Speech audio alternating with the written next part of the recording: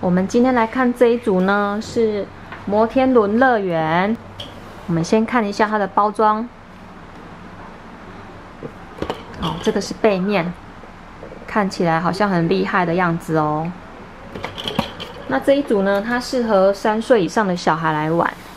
然后呢，它的电池在后面这里，好，3号电池3颗，然后不能使用碱性电池哦。然后这个是开关。那这一组摩天轮呢，它就是在旋转的过程呢，它也会播放音乐。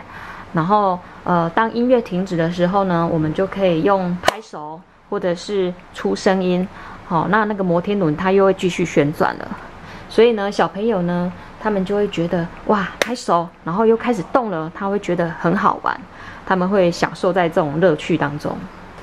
好，那我们现在先来示范一下哈。然后你看摩天轮这里中间这里也有灯光哦，所以晚上呢也会很漂亮哦。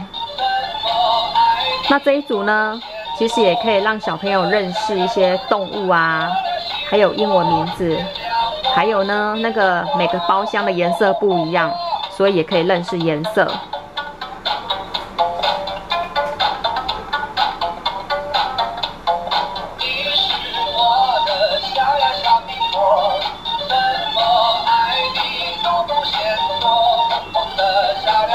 你看它的动物都画得很可爱哦，这小朋友都很喜欢。有